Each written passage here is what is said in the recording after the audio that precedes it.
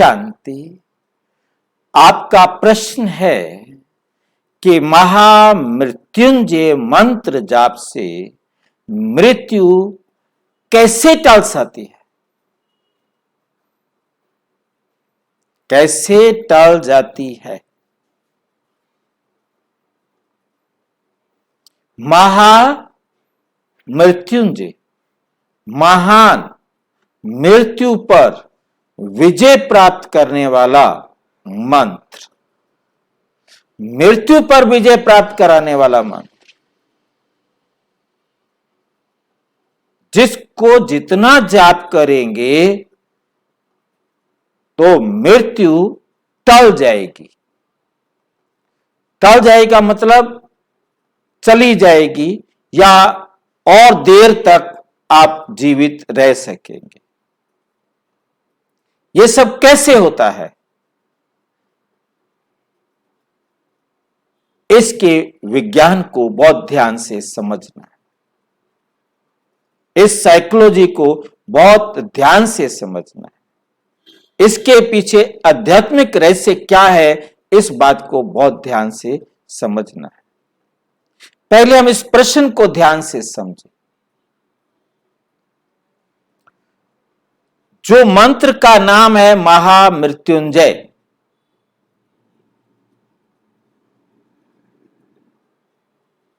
इस मंत्र को हम जानेंगे और उसके साथ मंत्र शब्द के अर्थ को भी जानेंगे, फिर जाप को जानेंगे, फिर इसका मृत्यु से कैसे संबंध है इसको हम समझेंगे। तो हम सबसे पहले सीधा महामृत्युंजय मंत्र पर चलते हैं और उसे हम देखते हैं। यह है महामृत्युंजय मंत्र, जिसका उसके साथ हिंदी में भी अर्थ आपको समझाया गया है। ओम त्र्यंबकम यजामहे। ये ओम शब्द के अंदर प्रयोग होता है वक्ता के लिए। ओम आत्मा कह रही है, ओम शब्द परमात्मा के लिए भी होता है, परंतु यहां जैसे मैं कहता हूं, यहां शब्द प्रयोग किया है मैं की जगह हम। ओम त्र्यंबकम यजामहे, हम 3 नेत्रों वाले देवताओं को या देवता को, त्रिनेत्री, त्रिनेत्री कहा जाता है साधारण भाषा में शंकर को, जिसके पास 2 नेत्र के साथ एक तीसरा नेत्र भी है। जब वो तीसरा नेत्र खोलता है तब प्रलय आती है। हम उसको पूज रहे हैं। सुगंधि पुष्टि वर्धनम। अब इसके साथ हम समझें त्र्यंबकम यजामहे, ये 3 नेत्र कहा है, यजामहे उसको हम पूजते हैं। यहां अम्ब आम जो मीठा फल है, हम सुगंधित पुष्टिवर्धनम, क्योंकि जो सुगंधि देने वाला है, जो हमें शक्ति देने वाला है, हमारा पोषण करता है, और वाक्मेव बंधनान, जैसे वो फल शाखा के बंधन से मुक्त हो जाता है जब वो सुगंधित हो जाता है, जब पुष्टि वर्धनम हो जाता है, वो फल क्या होता है, डाली से अलग हो जाता है। यहां वास्तव में वो फल है, जिस फल के लिए कहा गया है, हम उस फल को पाने की इच्छा कर रहे हैं। जो फल जब सुगंधित हो जाता है, हमारा पोषण करने वाला बन जाता है, वो फल जब शाखा के बंधन से मुक्त हो जाता है, तब मुक्त होता है जब वो संपूर्णता को प्राप्त करता है। इसी प्रकार वैसे ही हम भी मृत्यु और नश्वरता से मुक्त हो जाए। डाली के साथ चिपके हुए हैं, उससे अलग होने को मुक्ति कहा जाता है। मुक्त हो गया उस बंधन से, डाली के बंधन से, परिवार के बंधन से मुक्त हो गया।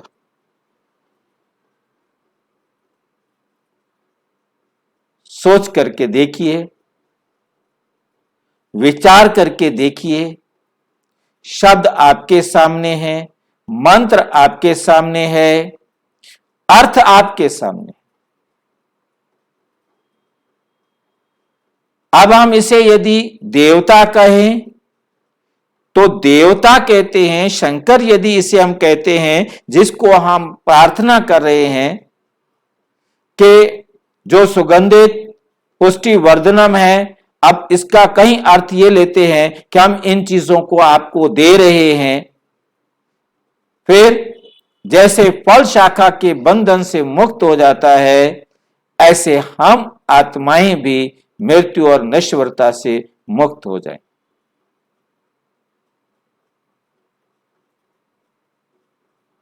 अब इस प्रकार का जिसका अर्थ ही हमारे समझ में नहीं बैठता, जो हमें सही कोई बात बता नहीं रहा, जिसमें मुक्ति वाली कोई बात ही नहीं है, सिर्फ लिख दिया है मुक्त हो जाएं। और यदि हम मुक्ति के लिए केवल प्रार्थना करते रहें, भगवान से प्रार्थना करें कि हे भगवान हमको मुक्ति दे दो, हे भगवान हमको मुक्ति दे दो, हे भगवान हमको मुक्ति दे दो। विचार करके देखो जरा, परमात्मा कहेंगे, बच्चे क्या मुझे नहीं मालूम कि मैंने तुमको क्या देना है? क्या मैं सर्वज्ञ हूं या नहीं हूं? मैं सब कुछ जानता हूं या नहीं जानता हूं? मैं यदि जानता हूं तो फिर तुम मुझे क्या बता रहे हो? एक तरफ तुम मुझे पिता कहते हो और दूसरी तरफ तुम मेरे से मांगते हो। पुत्र कभी बाप से मांगता नहीं।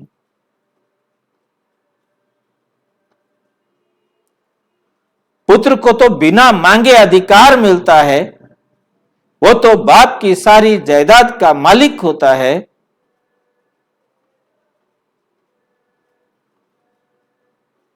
ये बात विचारनीय है। और एक बात हमें समझना है, मंत्र माना होता है सलाह। हमें ऋषियों ने सलाह दी कि आप अपने जीवन में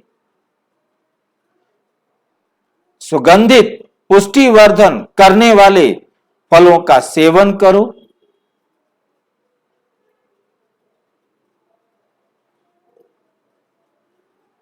जैसे फल आपके जीवन को शक्ति देता है, जैसे फल जब संपूर्णता को प्राप्त करता है वो पेड़ से अलग हो जाता है, ऐसी आत्मा भी इस शरीर से अलग हो जाती है, नश्वरता से मुक्त हो जाएगी। इस बात को समझने के लिए सिवाय परमात्मा के इस सच्चाई को और कोई समझा नहीं सकता था। अब मंत्र का अर्थ हमने लिया सलाह। अब ऋषियों ने हमें सलाह दी, सलाह को समझना था, उस पर कुछ करना था, परंतु समझा नहीं, किया नहीं, केवल मंत्र को रटना शुरू कर दिया, जाप करना शुरू कर दिया। ये जाप क्यों किया जाता? पहले जब ये कापियां किताबें नहीं थी, लिखने के लिए केवल तख्ती हुआ करती थी, तब गुरु अपने शिष्य को एक मंत्र लिखवाते थे और उसे कहते थे उस पेड़ के नीचे जाकर बैठ जाओ और 108 बार उच्चारण करो। तो 108 बार उच्चारण करने पर सामान्यता याद हो जाता था। यदि फिर याद नहीं हुआ तो दोबारा 108 बार याद करो। उस समय हाथ में एक माला पकड़ा दी जाती थी ताकि पूरा हो गया 108 बार, वरना लिखना पड़ेगा या गिनती करनी पड़ेगी, वो करने का कोई साधन नहीं था। तो 108 बार रिपीट करने के लिए वो माला हाथ में दे दी जाती थी ताकि उसे वो समझ जाए कि अब मेरा जाप का काम पूरा हुआ। अब हमने मंत्र याद करना है, मंत्र जाप करना है, या उस सलाह पर अपने जीवन को चलाना है।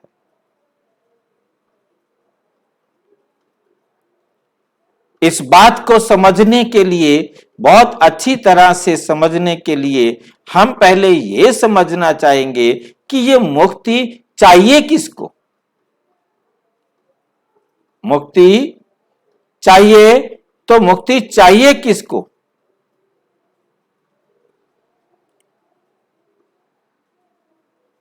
तो हमारे सामने दिखाई दे रहा है कि एक ये नाशवान शरीर है, देख रहे हैं, बिना आत्मा के शरीर।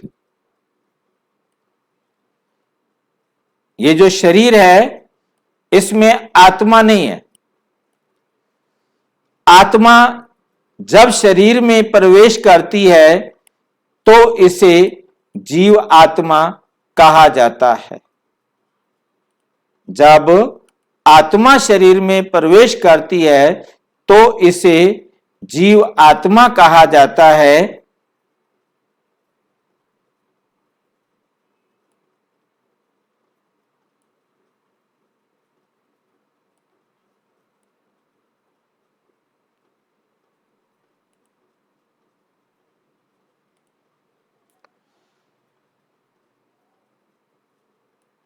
जब इस जीव आत्मा में से आत्मा निकल जाती है तो इसे बिना आत्मा के जीव या शरीर कहा जाता है। जब आत्मा इस शरीर में से निकल जाती है तो इस शरीर को जला दिया जाता है। इस शरीर की कोई वैल्यू नहीं, चाहे इसे दफना दिया जाए, चाहे इसे चील कौओं को खिलाया जाए। आत्मा है तो इस शरीर की वैल्यू है। जैसे ही आत्मा निकली इस शरीर की कोई वैल्यू नहीं। अब शरीर को जला दिया, शरीर तो खत्म हो गया ना, शरीर तो मुक्त हो गया ना। अब मुक्ति किसको चाहिए, शरीर को या आत्मा को? आत्मा ने एक शरीर छोड़ना है, दूसरा शरीर ले लेना है, दूसरा शरीर छोड़ना है, तीसरा ले लेना है, तीसरा शरीर छोड़ना है, चौथा ले लेना है। आत्मा तो शरीर रूपी वस्त्र बदलती रहती है। अब सोचने वाली बात है कि मुक्ति किसको चाहिए, शरीर को चाहिए या आत्मा को चाहिए? आत्मा हर बार एक नया शरीर लेती है, हर बार एक नया शरीर लेती है, नया बाप लेती है, नया मां लेती है।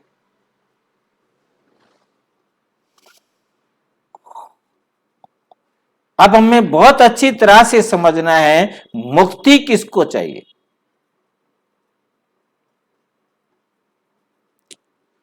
जन्म किसका हुआ? आत्मा ने शरीर में प्रवेश किया, शरीर का जन्म। आत्मा ने शरीर को छोड़ा, शरीर की मृत्यु। शरीर का जन्म और शरीर की मृत्यु। तो किसका जन्म और किसकी मृत्यु? शरीर का जन्म और शरीर की मृत्यु। आत्मा तो अमर है, आत्मा हमेशा थी, है और रहेगी। अब ये शरीर परिवार से अलग हुआ, फिर तो जुड़ नहीं सकता, फिर इसको हमने जला दिया, ये खत्म हो गया। इसके पांचों तत्व में विलीन हो गए। इसको मुक्ति कहते हैं। कर्म कौन करता है, आत्मा या शरीर? दर्द किसको होता है, आत्मा को या शरीर को? आप कौन है, नाशवान शरीर या आत्मा? इन तीन प्रश्नों को हम जानेंगे। तो पहले हम ये डिसाइड करेंगे कि हम आत्मा हैं या शरीर। ये दो चीजें हमारे सामने हैं कि हम आत्मा हैं या शरीर।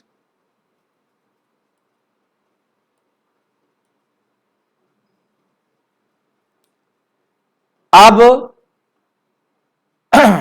मैं और मेरा दो शब्द है। मेरा घर, मेरा चश्मा, मेरी कमीज, मेरे बच्चे, जिनको मैं सारा दिन मेरा कहता हूं, इसमें कोई शक नहीं कि वे मेरे हैं। परंतु कमाल की बात यह है कि वो मैं नहीं हूं। जिसको हम मेरा कह रहे हैं वो मैं नहीं हूं।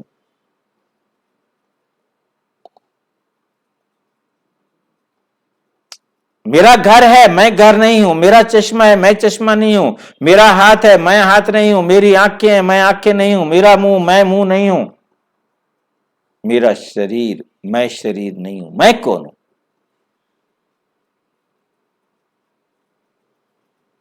ये इस मुख द्वारा बोलने वाली मैं आत्मा हूं। जैसे मैं आत्मा नहीं तो ये मुख कुछ बोल नहीं सकता।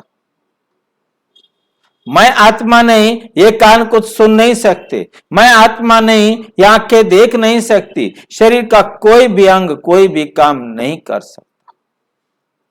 आत्मा चली गई। आत्मा के लिए कहा गया चल बसी, यहां से चली और दूसरी जगह जाकर बस गई।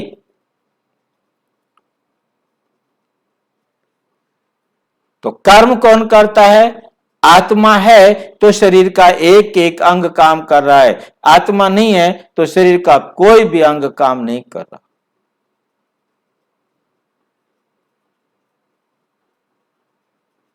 कर्म आत्मा करती है तो कर्म का फल कौन लेगा? आत्मा ही लेगी। अच्छे कर्म किए हैं तो सुख भी आत्मा लेगी, बुरे कर्म किए हैं तो दुख भी आत्मा लेगी। वो कुछ कर्मों का फल उसी जन्म में ले पाती है, बाकी जो कर्मों का फल रह जाता है वो अगले जन्म में लेती है,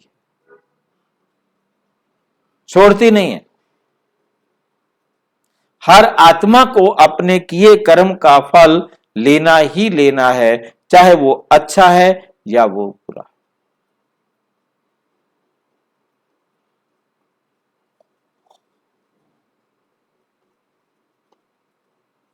तो हमें बहुत अच्छी तरह ध्यान से समझना है, मुक्ति किसको चाहिए, आत्मा को या शरीर को? जन्म मरण के चक्कर में कौन आता है? शरीर पैदा हुआ और शरीर मर गया, दूसरा शरीर पैदा हुआ और शरीर छोड़ दिया, तीसरा शरीर लिया और शरीर छोड़ मर गया।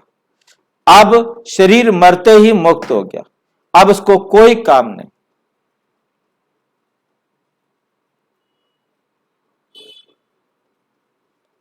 शरीर को तो तुरंत मुक्ति मिल गई, और ये मुक्ति उसी प्रकार की मिल गई जिस प्रकार से पेड़ से पकने पर फल अलग हुआ। इसी प्रकार से जब उसका पारिवारिक जीवन से अपना पार्ट पूरा हुआ तो वो डाली से, परिवार से आत्मा अलग हो जाती। जिसका हिसाब किताब है, जितना हिसाब किताब है, वो उस परिवार के साथ रहेगा, और जैसे ही हिसाब किताब बराबर हुआ तो वो परिवार से अलग हो जाए।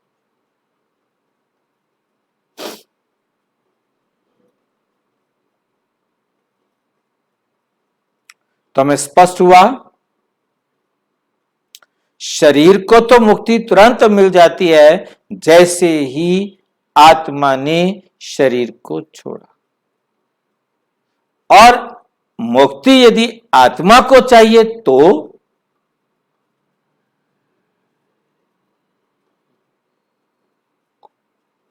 आत्मा को मुक्ति परम पिता परमात्मा आकर देते हैं।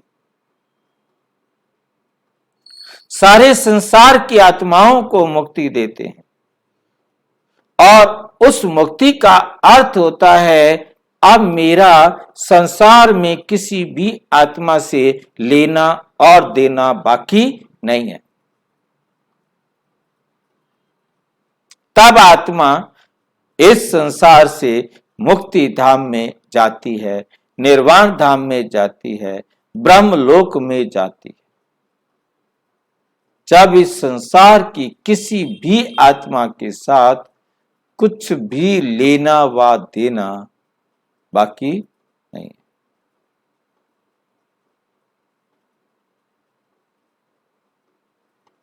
ठीक है,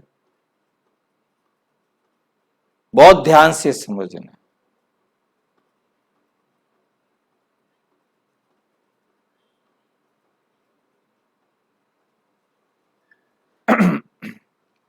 तो मुक्ति वास्तव में आत्मा को चाहिए, आत्मा का चैप्टर जानने से मिलेगी। आत्मा के बारे में बहुत कुछ जानना होगा कि आत्मा कहाँ रहती है, आत्मा क्या करती है, आत्मा का इस शरीर में स्थान कहाँ है, आत्मा का इस शरीर के साथ रिश्ता क्या है, किस प्रकार से आत्मा इस शरीर में कर्म करती है। इसलिए कहा भी जाता है देव आत्मा, धर्म आत्मा, महान आत्मा, परम आत्मा। तो ये सब में क्या अंतर है, इन सब बातों को समझने के लिए इसी वीडियो के डिस्क्रिप्शन बॉक्स में आपके पास प्रश्न उत्तर भेजे जा रहे हैं। आप उन प्रश्नों के उत्तर अच्छी तरह जान सकेंगे और नए प्रश्न आप भेज सकेंगे।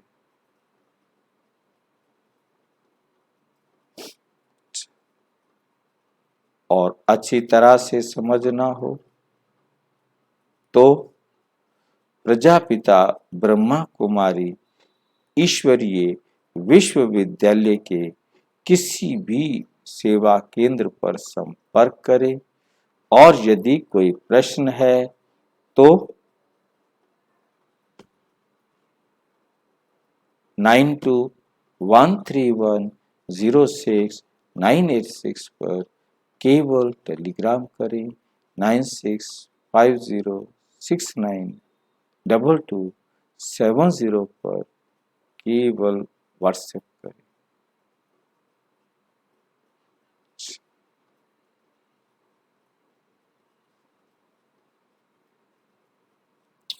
ओम शांति।